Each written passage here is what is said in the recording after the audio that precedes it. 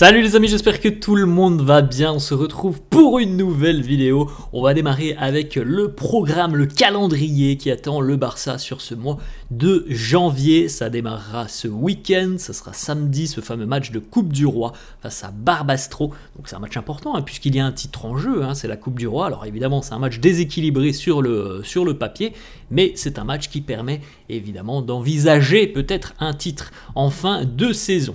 Par la suite, la semaine prochaine, c'est semaine de Super Coupe d'Espagne. Du côté du Barça, on va affronter l'Athletic Bilbao en demi-finale dans le même temps. Enfin, le Real, lui, affrontera Mallorca. Et donc, potentiellement, si les deux équipes s'imposent, on pourrait avoir une finale le dimanche 12, une finale donc un Classico en finale de Super Coupe d'Espagne entre le Real et le Barça. Par la suite, match de Liga, ça sera face à Retafe, un déplacement compliqué. Retafe est l'une des meilleures défenses de Liga.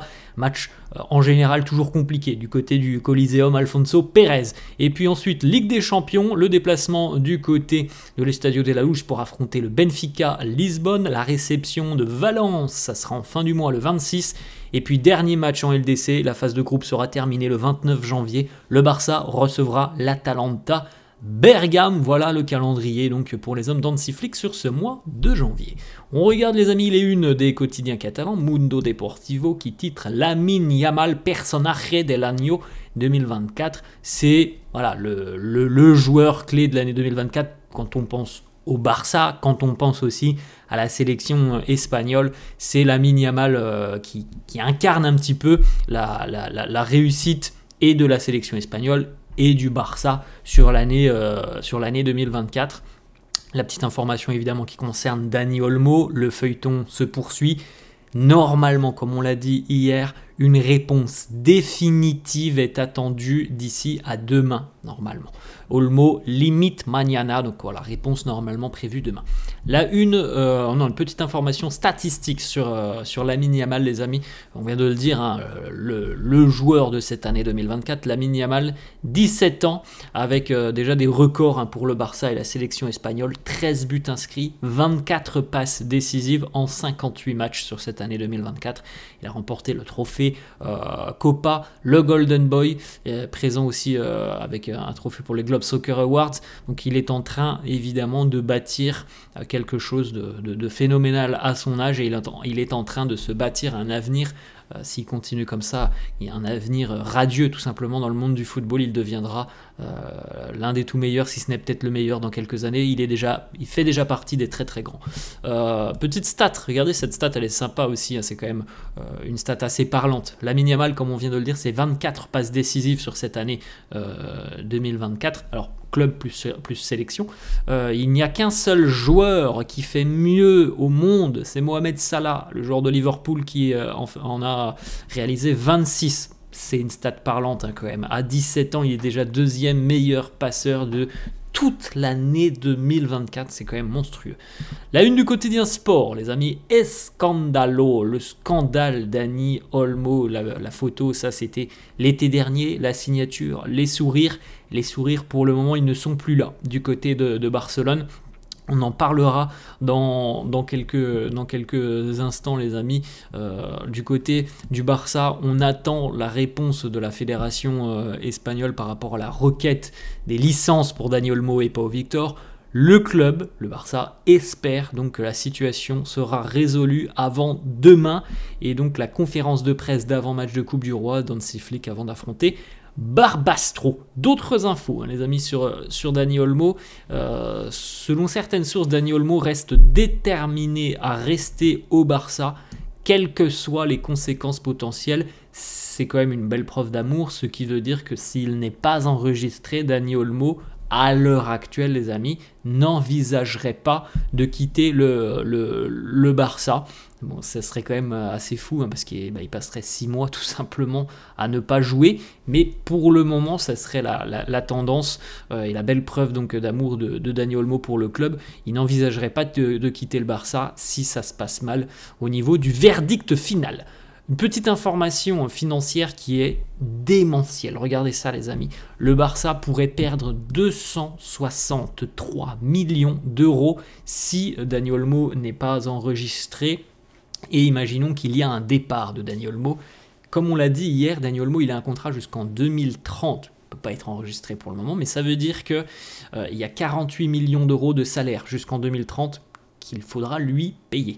55 millions d'euros à peu près, hein, c'est l'indemnité pour Leipzig. 60 millions d'euros, ça c'est la perte de la valeur marchande de Dani Olmo, puisque s'il s'en va, il s'en va gratuitement. Donc la perte, elle est de 60 millions d'euros pour le Barça.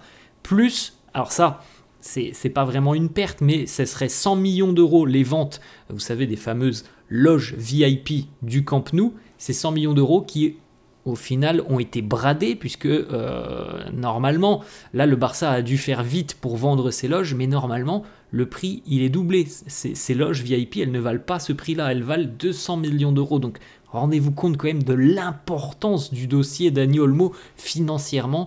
Ce serait une catastrophe pour le Barça s'il ne peut pas être enregistré. Ça serait d'énormes pertes financières. On continue avec cette information, le président Joan Laporta qui évidemment a des réussites depuis son retour à la tête du club, mais il y a aussi des choses qui ne passent pas du côté de Barcelone, et notamment cette question Dani Olmo, ça commence à beaucoup faire parler. La gestion du dossier Dani Olmo, elle fait parler. Joan Laporta a réalisé 3 signatures en 2024. Vitor Roque, il est en prêt du côté du Betis. Dani Olmo, qui pourrait partir gratuitement. Pau Victor, qui ne peut pas jouer pour le Barça aussi pour le moment cette saison. C'est quand même assez parlant. On continue les amis avec une petite information du côté du vestiaire barcelonais, c'est le ressenti un petit peu des joueurs dans le vestiaire sur la session d'entraînement de la veille. Celle du 1er janvier, donc les joueurs ont tous vu qu'il y avait beaucoup de déception chez Dani Olmo et beaucoup d'inquiétude. Il est inquiet évidemment de sa situation à l'heure actuelle. Il a l'air assez triste pour le moment. Des joueurs évidemment de l'équipe première ont tenté de parler un petit peu avec lui, de le réconforter. Gavi, Rafinha, Pedri ont été vus en train d'échanger avec Dani Olmo. Autre petite information aussi, l'entraîneur Hansi Flick lui aussi est venu pour discuter, pour échanger pendant quelques minutes avec Dani Olmo. Flick a tenté évidemment de le rassurer, de le calmer un petit peu en lui disant aussi voilà, on ne te laissera pas tomber. Maintenant bon, c'est bien les amis, évidemment voilà, il y a du monde qui le soutient, mais nous ce que l'on veut c'est qu'il puisse être enregistré, et la réponse pour le moment elle n'est pas là. On attendra certainement demain d'avoir une réponse définitive, demain ou samedi. Les petites photos, Dani Olmo était présent tout de même à l'entraînement hier, tout comme Pau Victor. On parle beaucoup de Dani Olmo, mais la situation elle est identique pour Pau Victor, il était lui aussi présent à l'entraînement. Wojciech Szczesny, normalement Szczesny, les grands débuts c'est pour samedi, pour cette rencontre de Coupe du Roi face à Barbastro. Rafinha présent aussi à l'entraînement. Le premier jour des 365 de cette année 2025, la concentration pour le jeune défenseur Pau Cubarsí, Fermín López aussi présent. Des petites déclats cette fois-ci de Frenkie de Jong. Frenkie qui nous dit: je dois bien admettre que lorsque j'ai signé pour le Barça, je n'imaginais pas remporter seulement un titre en Liga, une Coupe du Roi et une Super Coupe après 4 ans passés au club.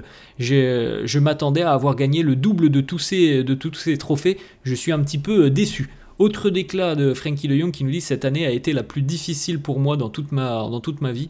Pour quelqu'un qui aime le football autant que moi, tous ces mois passés en dehors des terrains m'ont paru être une éternité. Frenkie qui nous dit aussi: les gens pensent que je reste à Barcelone, que je veux rester au Barça pour toujours parce que la vie à Barcelone, quand on parle pas football, on parle de la vie, le beau temps, le soleil en général, c'est quand même une caractéristique de Barcelone. Et il nous dit, parce que les gens pensent que le football, que tout ce qui se passe en dehors du football, la vie est belle ici à Barcelone, c'est vrai, c'est un fait, mais c'est toujours moins important que ce qui se passe sur le terrain. Si je sens que je ne peux pas contribuer assez sur le terrain, ou que l'équipe ne peut pas se battre pour tous les trophées, je serais déjà parti. Voilà, une déclaration honnête au moins de sa part. Frenkie qui nous dit aussi, en ce qui concerne sa prolongation de contrat, il nous dit: ce n'est qu'un problème au niveau des papiers, mais en tout cas ce n'est pas un problème pour moi. Je veux jouer au foot, et après tout ça, je veux voir ce que le club veut faire de moi. Je dois décider de ce que je vais faire avec mes agents et ma famille. On continue les amis, une petite déclat de Ferran Torres Cette année 2024, il nous dit, a été une année sur le plan personnel qui m'a permis de grandir, de me dépasser, de réussir certains challenges. Je suis fier d'avoir contribué au succès de l'équipe. Je suis excité de ce qu'il m'attend sur cette année 2025. Je suis au Barça ici pour continuer à grandir et essayer de remporter toutes les compétitions dans lesquelles nous sommes en lice. Une petite information assez drôle voilà, sur la vie du vestiaire. Du côté du Barça, on va recruter normalement un nouveau chef cuistot, puisque selon le quotidien Sport, Robert Lewandowski se serait plaint très récemment auprès d'Hansi Flick, notamment sur la manière dont les œufs avaient été cuits. Bon, c'est une information assez dingue. Et c'est un détail quand même. Alors, ça peut paraître un détail, mais c'est quelque chose qui paraît très important pour Hansi Flick, qui veut que ses joueurs, évidemment, c'est normal, là, c'est l'entraîneur, il veut que ses joueurs soient mis dans les meilleures dispositions, et il essaye de prendre tous les paramètres en compte. Hansi Flick, et on sait, le temps de repos, par exemple, lorsqu'on revient d'un match, et voilà, tous les petits détails, il essaie de les prendre en compte, et donc, alors, Robert Lewandowski se serait plaint de la cuisson des œufs, et on devrait avoir un nouveau chef cuistot du côté de Barcelone. Petite information aussi sur l'arrivée éventuelle de Jonathan Tah, comme on l'a dit, cette arrivée, normalement ça devrait se faire, cette arrivée va vraisemblablement pousser vers la sortie soit Andreas Christensen, soit Eric Garcia, voire même Ronald Araujo, mais c'est la dernière option, Ronald Araujo, parce que le Barça souhaite évidemment le prolonger, hein. Donc il y en aura certainement un des trois qui quittera le club. Pau Cubarsí et Inigo Martinez, eux, devraient continuer. Voilà les amis, la fin de cette vidéo, j'espère que ça vous a plu, n'hésitez pas comme d'hab à lâcher un petit pouce bleu. Merci à tous ceux qui le feront, je vous souhaite une très bonne journée et je vous dis à demain. Ciao.